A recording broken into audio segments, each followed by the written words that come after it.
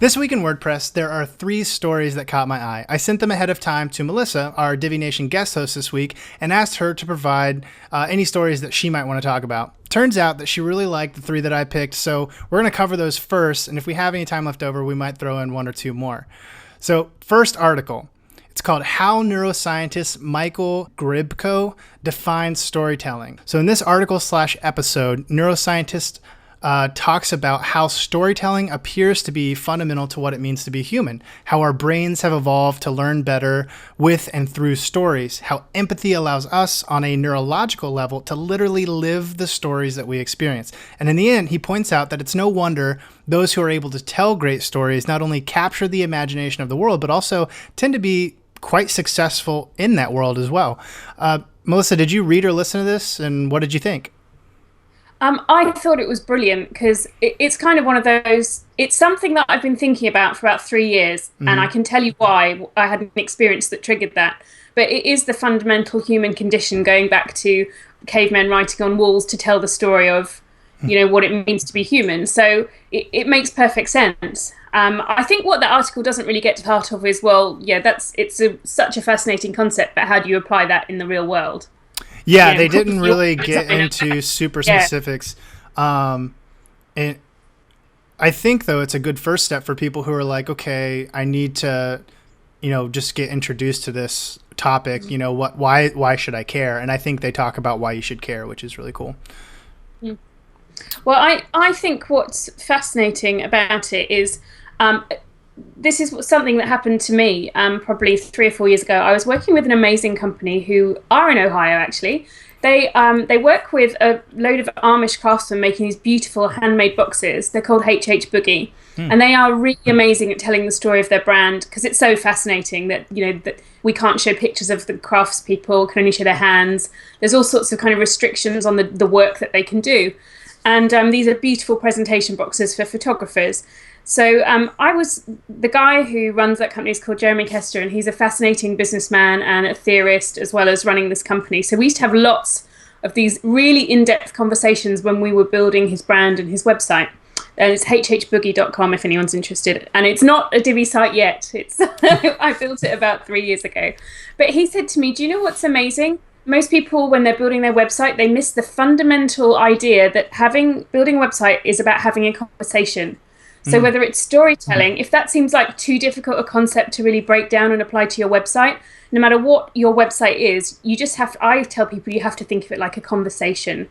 And humor, imagine if I met you at a party, we'd probably say, hey, what's your name? Who are you? So that's kind of the first part of the storytelling. They have to know when they land on your site who you are. And then when you're at a dinner party or a cocktail party, you say, hey, what do you do for a living? So the next thing is they need to know what you do. And people are very comfortable with this format. And they say, really? You're a photographer / accountant / that's so weird because, I need an accountant / wedding photographer or whatever it is. So that's that middle bit, the empathy, the kind of human connection where people find you relatable or your story relatable. And then at some point, they're going to ask for the proof. Hey, I'd love to see your work / whatever. And you say, oh, well, I have a website. Oh, really? Do you? Oh, how can I get in touch with you? Here's my card, the contact part or the resolution. So I say to people, let's imagine how you want to really walk someone through a conversation.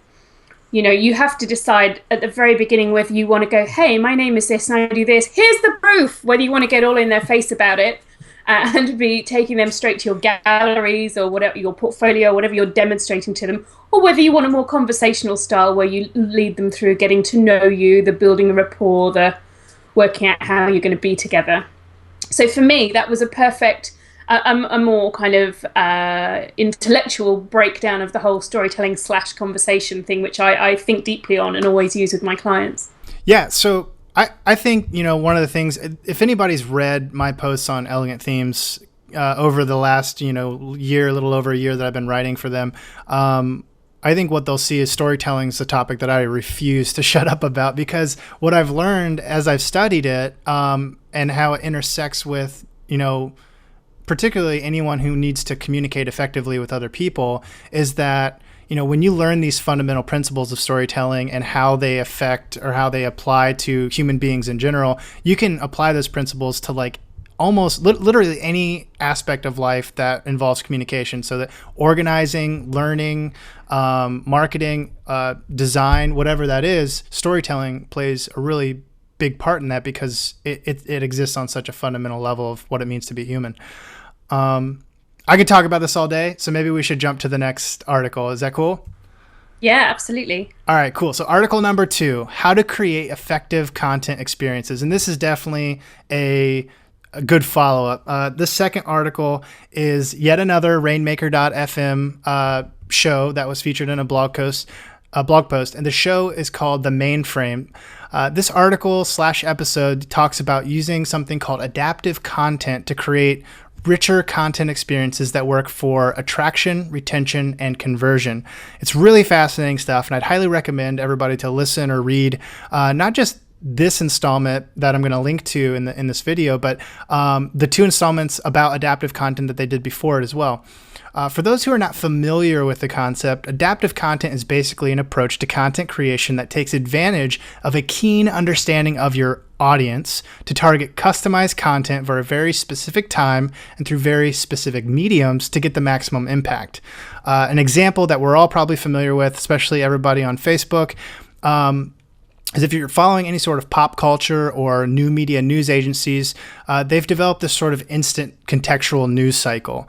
So as soon as a story breaks, they're creating customized native articles and videos that not only talk about the story, but they also talk about the story through the narrative lens of their specific audience. So BuzzFeed's going to cover the story through the perspective of a liberal-leaning millennial. Fox is going to cover it from a conservative baby boomer perspective, and then Vice News is going to take some type of edgy countercultural perspective. They're all going to be talking about the exact same thing, telling the exact same story, but they're going to be speaking to it in a lens that references the values. So this approach of it actually maximizes the context of the moment, which is the big breaking story and people's interest in it, and it brings that down to a values level for their specific community. It delivers to them through a medium or channel that's literally just right where they are and in their pocket, in their newsfeed, whatever, in a place where they can instantly interact with it. So then, of course, after that initial interest or initial interaction, there's the task of creating a chain of these types of content interactions or relationships that build a pipeline from attraction to retention to conversion. I know that probably sounds complicated to a lot of people, and that's because it is. But I think, if you're someone who's figured out how to use WordPress and you've given, and you give yourself enough time and enough space to think about this, you could definitely learn these principles and apply these principles to whatever it is you're doing online too. What were your initial thoughts on the article, Melissa? I found this article really useful because I have been researching lately how to target kind of different niche sectors in people of the design space and market to them specifically. And I've been really struggling with how to do this in real life, because what I've been doing up until now is marketing everything I have to all the people I know, which is just dumb and generalist. It's not really going to resonate deeply with the different sectors I want to. So I've only really just started to now say, well, look, I do market to photographers, but I also market to people who run restaurants. And we're now kind of carving up what our assets are that we can so we can create landing pages, that we're going to write articles at those niches. We're going to get them to segment our mailing list so that we're sending the right content, we're going to the right people, and then we're going to follow that through on our social media. And we're going to create some specific free assets to tease people into that funnel. I know these are fundamental basic online marketing principles, but because we've been busy and we've been lucky to be quite successful, we haven't really had time to kind of zero in on how to do this properly. So to me, this article came at absolutely the right time. We literally had a marketing meeting today, and it was lucky that I read this yesterday, because it really helped crystallize how in real life those kind of principles apply. So I found it absolutely brilliant. I particularly liked what I hadn't considered doing was really tailoring my blog post to specific kind of sectors, and then going out and finding these people and saying you should read this. Right. Yeah. So having I guess, to bring it, I gave the news context, but in a way, that's still sort of old school, because those, news organizations have been doing that sort of narrative lens technique for a long time, and they just kind of migrated it to the internet. But someone like you or me who has a single service, we're not talking about a million different topics depending on, whatever is trending nationally or internationally. We're actually talking about our services and our business all the time, but we have to find, different ways to change and shape that narrative depending on who we're trying to market to. And we can't do that sort of, like what you said, the shotgun approach, the generalist approach. It works, but not well, and not nearly as effectively. And I think, with, the kind of metrics that we're able to get with online publishing, people are really starting to take notice of that. Yeah. What is fascinating, it was saying if you don't have adaptive content, or tailored content, I suppose is another way to think of it. You are going to resonate a little bit with a lot of people, but that resonance isn't going to be enough to make them purchase from you. And that was kind of the key learning lesson for me, that, having some things in common isn't enough to make them like me, to the point of thinking, well, actually the thing they are offering is going to completely solve my problem, as opposed to, well, it's partially aimed at me and it will partially solve my problem. Right. And, absolutely. So a little bit of having something in common just isn't enough. And that was a really important learning point, I think, with that one. Awesome. Well, let's jump to article number 3. This will be interesting to see how this plays out. Article number 3, is Facebook trying to knock out blogging platforms such as Medium and WordPress with notes? So my third article was from adweek.com, and it's all about how Facebook is like revisiting its notes feature, which I'm sure most everyone has forgotten about for the most part by now, because it's, been more or less like a clunky plain text editor version of a feature of online publishing. But now they're taking, a revised look at it. Apparently, I mean, that's the rumor, and they're trying to make it more like a Medium platform, or something that would be conducive rather to attractive long form content. What are your thoughts on this? Well, I mean, why wouldn't they do that? The structure exists that Facebook wants everyone to stay in Facebook all the time. So, and one of the first things I thought is they seem to really jump on whatever's hot. So suddenly, kind of a year ago, all the talk was about these millionaire YouTube vloggers who are like 12 and earning millions of pounds, and everyone hates them. Then, funnily enough, strangely, Facebook beefs up there, encourage you to start uploading videos directly into Facebook, telling you it's more effective. I wouldn't be surprised if there's going to be a tab for like 10-minute podcasts on your page soon. Whatever's hot. Yeah, they're building a total environment. That's their goal, right? I mean, they want, they've made it, they've done a lot of things, which I'm not sure everybody's probably aware of, is that, you can sell straight through Facebook now, through your Facebook page. They did the short form updates. They've got, the engine in place for social sharing and recommendations.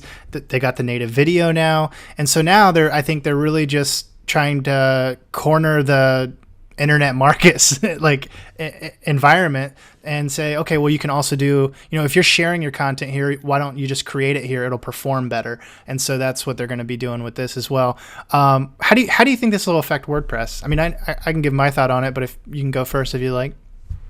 Well, it's really interesting, because I remember kind of in the industry in the photography industry, probably about 5 years ago, everyone was going, hey, you don't need blogs anymore, just build a really great site. Blogging is dead, and all this kind of thing. And that was not just in that industry, but people, you might as well just do it all on Facebook and social media. But actually, it hasn't killed off blogging. Blogging is stronger than ever. And I think nowadays I think podcasting is really a great example of how easy it is to follow. I find it much easier to follow podcasts than feeds, because there's been a lot of upheaval in the feed burner world, and the way you can aggregate and follow. And it's not as nice an experience as opening up my podcast app on iTunes and having a browse. You have to be you have to save it to a folder, and I find following blogs hard work. And I think, but I think that's changing. And once blogs become even easier to follow, people are going to enjoy having this magazine style way of reading. I don't think Facebook will ever kill it, but for people who, they might capture a big segment of the market that's too scared to start a blog, or doesn't know how, or I think people think, oh well, I'll just do this, it's easier. Yeah, my immediate thought was that this is going to be this might turn into like if Facebook Notes truly becomes Medium-esque, it's like that easy and that attractive. I think it might become the blogging platform of choice for anyone who more or less just wants to blog or just wants to occasionally blog. They don't want, so sites like Ghost and Tumblr and Medium, yeah, I think they do have to look out. But for the core WordPress users, they've moved away from WordPress as a platform just for blogging a long time ago. They want a website. They want not just a website, but a website that they control completely and they own all the content on it. Facebook, like I said, they're cornering the market in a lot of ways on web content.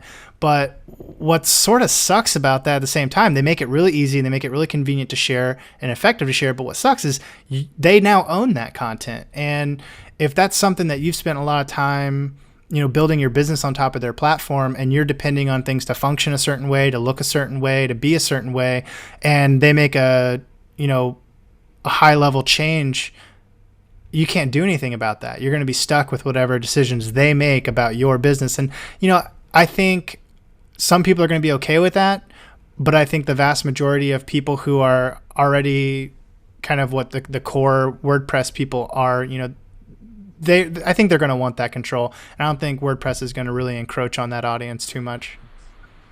Well, I think one of the reasons I love blogging is I like people to be reading my content whilst they're surrounded by the trappings of my brand. Yeah. I don't want big blue Facebook stuff all surrounding my beautifully crafted words, my visuals. I want my nice white editorial looking white space site to be framing what I've written. So absolutely. Yeah. Absolutely. I think if you're anyway design oriented, you love having a blog because it's like having your own personal plaything to make pretty and enjoy using. Absolutely.